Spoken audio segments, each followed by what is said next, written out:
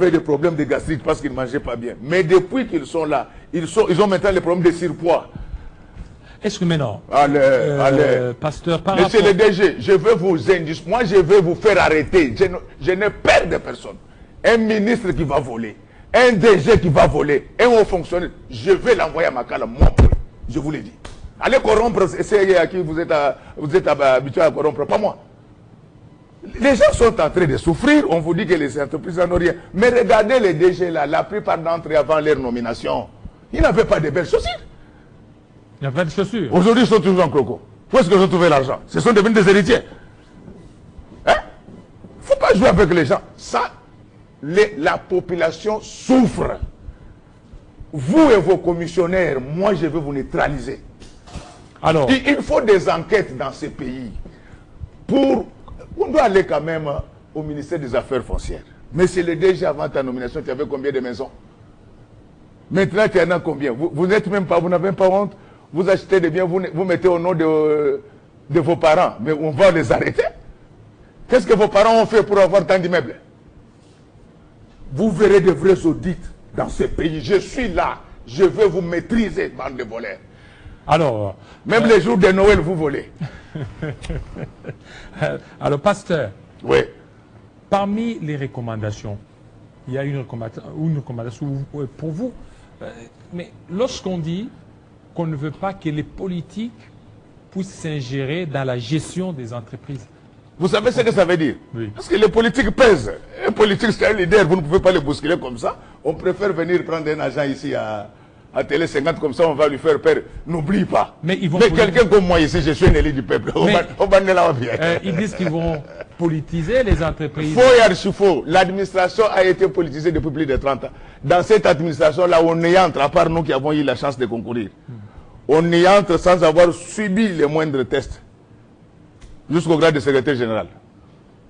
Ailleurs, pourquoi ça marche? À chaque niveau de passation de grade, ce sont des concours objectifs. Mais au niveau, par exemple, de la SNEL, là, on voit la Banque mondiale qui est un peu rigoureuse, qui n'accepte pas que les politiques puissent s'ingérer, vous ne voyez pas? Bon, c'est toi qui te fait effrayer par les agents de la Banque mondiale. Moi-même, je suis consultant à la Banque mondiale. C'est toi qui peux te faire. Je t'informe qu'on n'envoie jamais de meilleurs en Afrique. Qu'on n'envoie jamais de meilleurs. Prenez les CV de ces gens-là, comparés à certains Congolais. Vous verrez qu'entre la souris et l'éléphant, il n'y a pas de rivalité possible. Alors, mais pour vous... Donc, d'abord, la gestion, pour gérer la SNEL, vous ne devez pas être forcément ingénieur. C'est ça la maladie des Congolais. C'est le management. C'est le management. C'est la preuve que ces gens ne savent pas ce qu'ils font. Le management, la gestion, ça s'apprend à l'école. Donc, pour gérer la SNEL, vous n'êtes pas obligé d'être ingénieur. Ce n'est pas vous qui allez rétablir le courant. Je ne sais pas. Vous savez que les gens... écoute ce que les ambassadeurs et d'autres exportateurs nous disent. Ils disent, Godet, vous avez touché les fonds. Vous faites la honte du monde. Donc, ça, ce sont des... Quand tu vois que ces gens-là s'agitaient, même quand vous demandez aux responsables de la Banque mondiale, j'ai un grand respect pour eux. Ce sont des gens intelligents, mais seulement je voulais vous faire voir que ce ne sont pas les seuls qui travaillent à la Banque mondiale. Alors, voilà. Vous comprenez? Ok.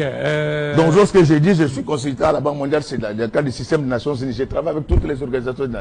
Je n'ai pas dit que je suis plus intelligent que les autres parce que tu voulais m'intimider. Alors, allons-y au niveau ménager. Arrêtons cette histoire-là.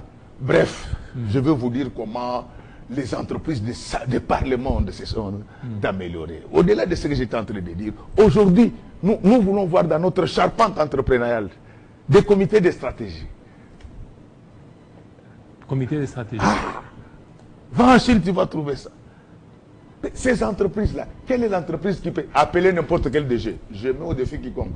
Depuis que j'ai posé la question à notre gouvernement, à l'Assemblée nationale, qu'on me donne les cantons fiscaux de la RDC. Tu as vu quelqu'un répondre à cette question-là? Maintenant, là, je mets au défi quiconque qu'une seule entreprise de l'État nous amène sa fonction de production. C'est ça les choses sur lesquelles on doit parler dans des états généraux et dans des grands forats. Et pas venir faire des trucs du genre TFC. Ça, c'est importuner la République.